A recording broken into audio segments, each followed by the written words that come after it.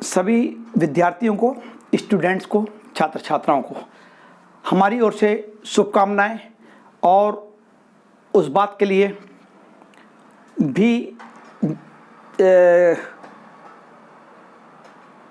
शुभकामनाएं जिसके लिए आप इंतज़ार कर रहे थे कि नई चीज़ों का, नए आइडियाज़ के साथ, और वो है हमारा साइंस विजन चैनल का स्टडी।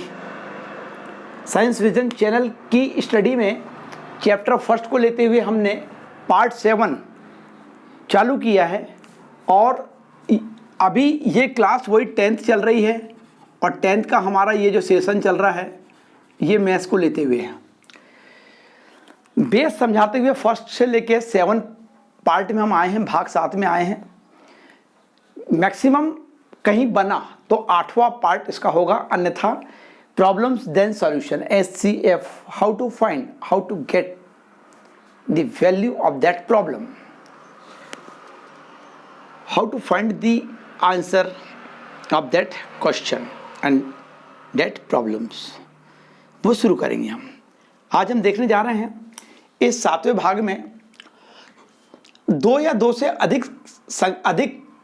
से अधिक संख्याओं का महत्तम समापवर्तक HCF, highest common factor, greatest common factor HCF, महत्तम समापवर्तक कैसे निकलता है? बराबर संख्याओं में प्रत्येक उभयनिष्ठ अभाज्य गुणनखंड की सबसे छोटी घात का गुणनफल। इसको याद रखेंगे आप, सवाल करते समय समझेंगे अपन, अभी सूत्र के रूप में याद रखें। दूसरा, यहाँ जैसे 2 या 2 से अधिक संख्याओं का, वैसे यहाँ 2 या 2 से अधिक संख्याओं का ठीक लघुत्तम समापवर्तक LCM। तो संख्याओं में प्रत्येक उभयनिष्ठ अभाज्य गुणनखंड की सबसे बड़ी घात का गुणनफल। दूसरा सूत्र याद रखेंगे, यहाँ सबसे छोटी आता है और यहाँ पर सबसे बड़ी आ जाता है। लघुत्तम में बड़ी याद रखना और महत्तम में छोटी याद रखना, याद हो जाएगा। नंबर तीसरा, किन्हीं 2 धनात्मक पूर्णांकों A और B। धनात्मक पूर्णांक कभी भी 0 से ग्रेटर देन होती है, याद रखेंगे। हमने बोला A और B, तो ये कभी भी क्या होंगी? ग्रेटर होंगी किससे? 0 से। और यहाँ पर A और B दोनों 0 से बड़ी है और इसमें भी हम B को भाजक और A को क्या माना करते हैं? भाज्य। तो डेफिनेट है कि B छोटी होती है किससे? A से। इसका मतलब A किससे बड़ी होती है? B से। अगर A को हमने डिविडेंड या भाज्य माना और B को डिवाइजर या भाजक माना, तो हम इतनी बात को लेते चलते हैं कि यदि A और B कोई दोनों धनात्मक पूर्णांक संख्या है तो 0 से बड़ी होंगी। तो A और B के लिए क्या करते हैं? महत्तम समापवर्तक हमारा AB का गुणित लघुत्तम समापवर्तक AB का या AB से निकालेंगे, तो वो बराबर आएगा A गुणित B, जो संख्या होती है अभाज्य गुणनफलों की संख्या, अभाज्य गुणनफलों से प्राप्त संख्या AB। महत्तम समापवर्तक कैसे निकालते हैं? A गुणित B के बटे लघुत्तम समापवर्तक AB का। और लघुत्तम समापवर्तक कैसे निकालते हैं? AB मतलब A गुणित B बटे महत्तम समापवर्तक AB का या AB से, या AB के लिए।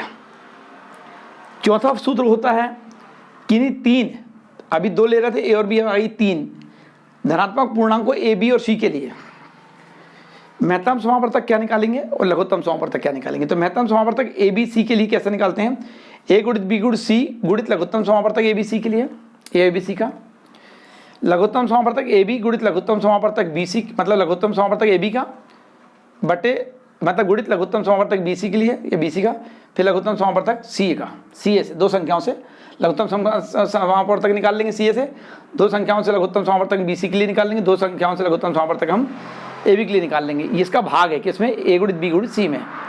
तो सूत्र क्या बन गया? A गुणित B गुणित C गुणित लघुत्तम समापवर्तक ABC का पूरे बट्टे में लघुत्तम समापवर्तक AB का, लघुत्तम समापवर्तक BC का और लघुत्तम समापवर्तक CA का, तीनों का आपस में गुणा है और ये पूरी राशि बटे में। अगला सूत्र जो आता है लघुत्तम समापवर्तक का दर निकालना, तो याद रखेंगे जब यहाँ महत्तम समापवर्तक था तो निकाल रहे थे तो लघुत्तम समापवर्तक ऊपर भी आया और नीचे भी लघुत्तम 4 बार दिख रहा है। और जब लघुत्तम समापवर्तक निकालेंगे तो यहाँ भी महत्तम, यहाँ भी महत्तम, यहाँ भी महत्तम, यहाँ भी महत्तम, 4 बार महत्तम दिखे। कैसे करेंगे? जैसे यहाँ था A गुणित B गुणित C गुणित महत्तम समापवर्तक ABC के लिए, ये ABC का, फिर महत्तम समापवर्तक AB के लिए निकालेंगे गुणित महत्तम समापवर्तक BC के लिए, फिर महत्तम समापवर्तक CA से निकालेंगे। इस तरीके से ये हमारा लघुत्तम समापवर्धक का फार्मूला बन जाएगा। 3 संख्याओं के लिए अगर हम बात कर रहे हैं, तीनों धनात्मक पूर्णांक संख्याएं अगर, तो वो भी 0 से ग्रेटर देन होंगी, डेफिनेट है। इसके बाद में यदि मान लिया हम बोलते हैं कि गुणनखंड एवं गुणज, इसकी परिभाषा बन सीख लें। बिल्कुल छोटे छोटे बिंदु रहते हैं लेकिन समझ में नहीं आ पाते हैं, और समझ में नहीं आ पाने की वजह से हम उसको इमेज नहीं कर पाते हैं, उसकी कल्पना नहीं ले पाते हैं। और कल्पना जब आ जाती है, मतलब एक पिक्चर बन जाती है, हाँ, तो समझने में ज़्यादा दिक्कत नहीं आती है। तो हम देखते हैं, यदि संख्या A संख्या B को पूर्णतः विभक्त कर दे, किसको विभक्त कर देगी? B को। संख्या A किसको विभक्त कर रही? B को। तो जिसको विभक्त कर रही और जो कर रही है, तो संख्या A संख्या B को विभक्त कर रही है, तो जो विभक्त कर रही है A, वो जिसको कर रही है B को, तो B का A क्या हो जाएगी? गुणनखंड। और B A का क्या हो जाएगी? A का गुणज। B को A का क्या कहेंगे? गुणज, ठीक। और A को B का क्या कहेंगे? A को B का क्या कहेंगे? गुणनखंड, याद रखेंगे। किसको गुणनखंड कह रहे हैं? A को। किसका? B का। इसका मतलब क्या हुआ? इसका मतलब A B को पूर्णतः विभक्त करेगी, और B को A का क्या कह रहा है? गुणज। इसका मतलब क्या हो गया? इसका मतलब ये हो गया कि B जो है वो A से पूर्णतः विभक्त होगी। इसका मतलब B का गुणनखंड जो है वो A कहलाएगा। एग्जाम्पल में हम ले लेते हैं, यदि 6 24 का गुणनखंड है, जैसे यहाँ पर गुणनखंड कौन था? हम A को कह रहे थे, B का गुणनखंड। तो जहाँ A है वहाँ पर यहाँ कौन आया? 6, और 24 का कौन है? ये गुणनखंड है। तो 6 24 का गुणनखंड हुआ, तो 24 क्या बन गया? 24 6 का गुणज बन गया। 6 24 का गुणनखंड है, तो 24 6 का गुणज है।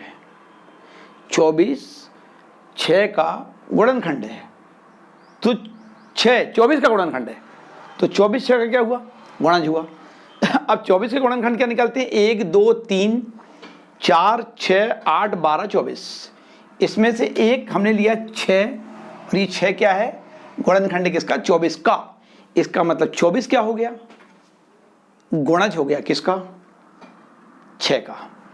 परिभाषा एकदम क्लियर है कि यदि संख्या A संख्या B को, मतलब A B को पूर्णतः विभक्त करते हैं, तो जो विभक्त कर रही है वो नीचे, जिसको विभक्त कर रही है वो ऊपर।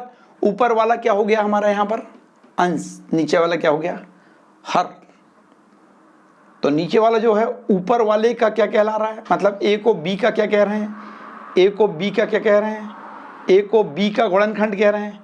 तो ऊपर वाले को नीचे वाले क्या कहेंगे? B को A का क्या कहेंगे? B को A का क्या कहेंगे? B को A का गुणज कहेंगे। इतनी बात आपको समझ में आ गई। ये 5वीं परिभाषा थी। छोटी छोटी बातें हैं, छोटी छोटी डेफिनेशन है, जब ये क्लियर हो जाती है तो सवाल समझने में मजा आता है।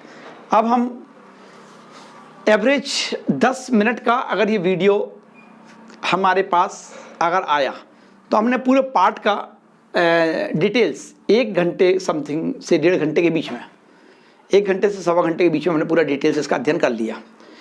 अब आपकी इच्छा है कि हमको सवाल देखना है, तो आप इसके बाद में सवाल जो शुरू होने जा रहे हैं उसको देखेंगे, डायरेक्ट समझ में आते हैं तो आप आगे बढ़ते जाएंगे।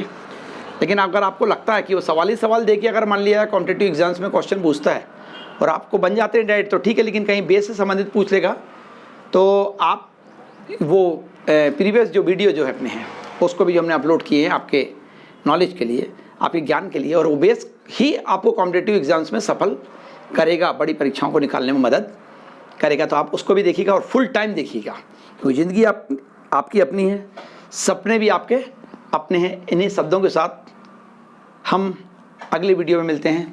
All the best.